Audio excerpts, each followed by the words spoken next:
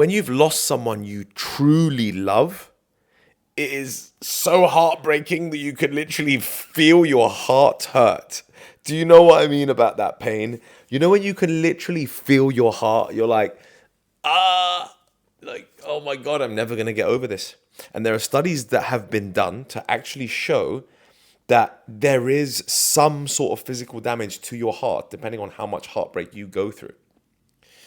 Now, you're not going to die from heartbreak. Okay, there aren't many cases of those, even though there are actually some cases of it.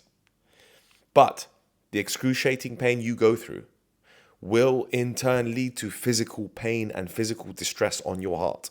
And in this video, I'm going to talk about things that you could do to ease the pain, because we're all going to go through that pain. Let it be known that anybody that tries to tell me that they don't go through that pain is straight lying.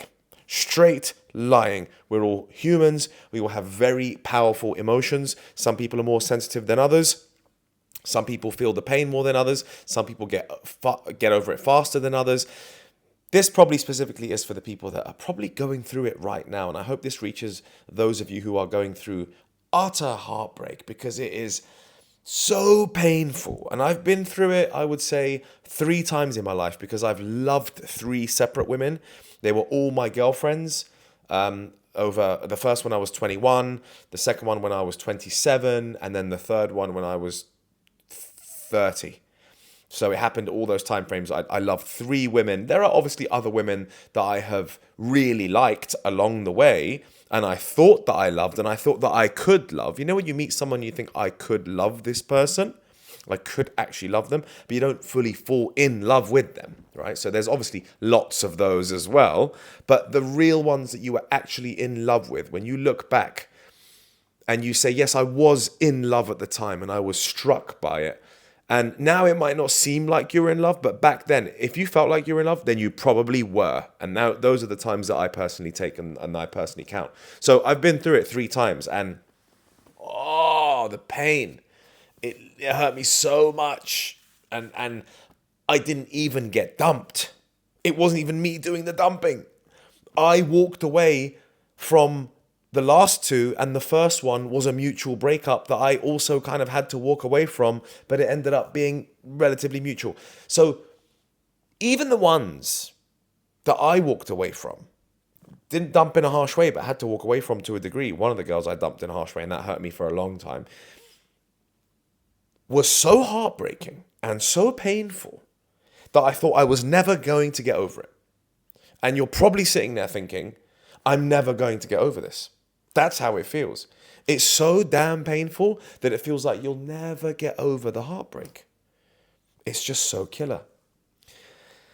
So I have learned in this wonderful life of mine how I overcome these difficulties, because if it happens to you, it's the only time in that adversity that you're going to learn how to deal with it. And if it doesn't happen to you, then I feel sorry for you. If you've never actually been in love, then I feel sorry for you, because you are not going to know how to handle this kind of adversity and pain. And I truly believe the more adversity and pain you go through, the better your life will be in the long run, because you'll be able to deal with the shit that comes your way. So fear not if you've been through a lot of the pain. So here are some techniques that we can employ. At the very beginning, let it out. It's okay. If you're a man and you're going to cry, just cry. Don't do it in front of everyone. You can do it in a room on your own. With 2 of them, I cried my absolute eyes out as a 30-year-old man. I sat in that room and I shed the deepest of tears, the deepest of pain that I have ever been through in a relationship. And the first one, similarly, deep pain at 21 years old. Let it out. It's all good. You don't have to put it on social media.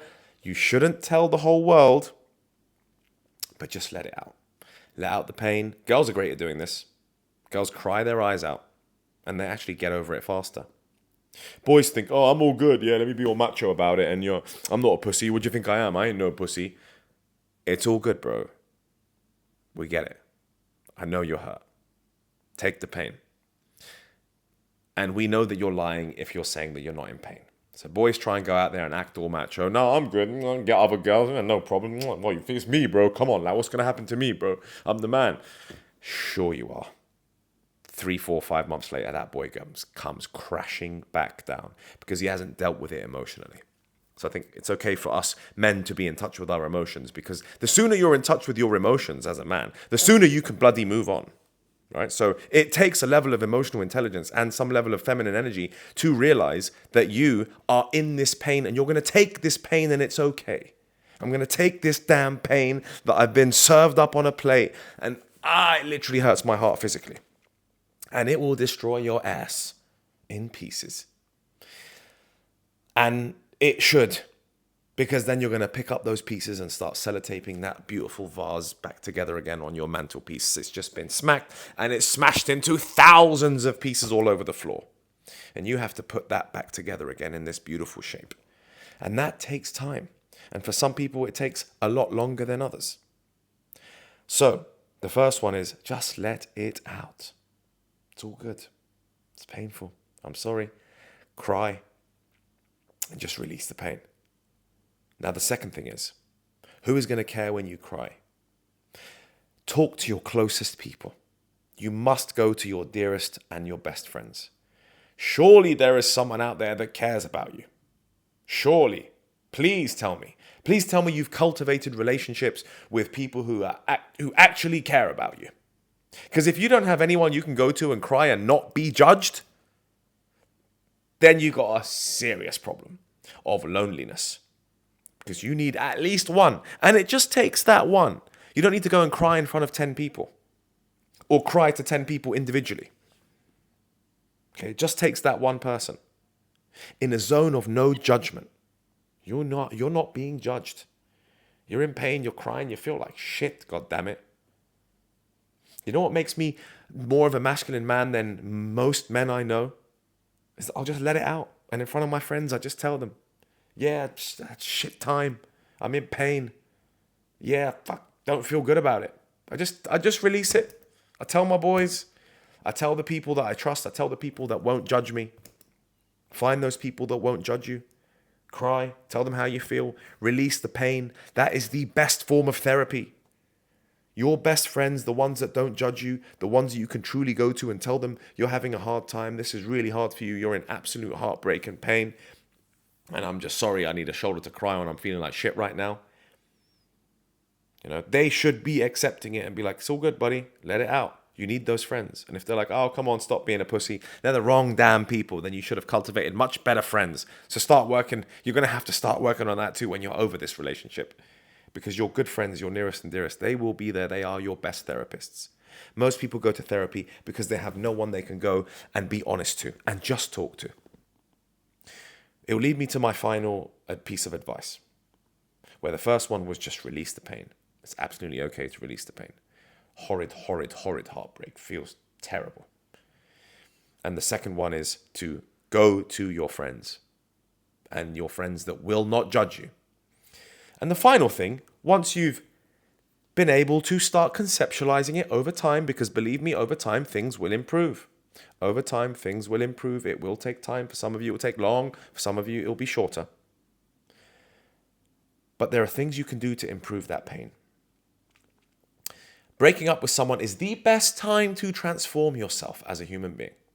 I picked up books that have changed my life forever during that time.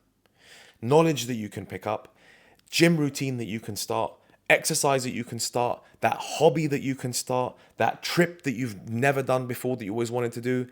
Now is the time. Now is the time during this breakup, after this breakup, to start putting these wheels in motion. Now is the time to make that plan, because let me tell you, the breakups that I've had, post those breakups, were the biggest breakthroughs in my life. As a man. Life-wise, emotionally, and mentally. I swear, the biggest breakthroughs that I've damn been through. And the same will apply to you if you utilize this and you keep this in the forefront. Okay? You're going to go through that pain, I get it. Once you've been through that pain, you're going to start putting plans in motion. I'm sympathetic enough, I'm compassionate enough to understand that you've been through the pain. That's okay, go through that pain. Then plans need to get put in motion. And that might be that you start running, you start swimming, you start dedicating yourself to 10,000 steps a day. It has to be positive. You start reading this book you've always wanted to read. You start learning how to meditate. You've always wanted to understand how to be calm. You've always wanted to, go to anger management classes, something which is progressing your life for the better. Less Netflix, less bullshit, less going out drinking, more productive things that are going to drive your life forward, that are going to make you feel better in the long run. Practices that you can put in place, an exercise routine, a yoga class, a new hobby, videos that you started putting out on something you've always wanted to talk about, a blog post you've always wanted to write, things that you've always wanted to collect. Oh, you've always wanted to collect this type of jewelry. I don't know. Everyone's got all these niche ideas that they want to do. Really, this is the time to be digging into your curiosity, because I tell you what, when you are in your most troubled part and you are in your most difficult sides of life, and you're in a dark corner, it's insane how you become the most creative, and you at that point really start to discover yourself and and that's your time to cultivate that. That is your time to cultivate that creativity. And I guarantee you will find a breakthrough.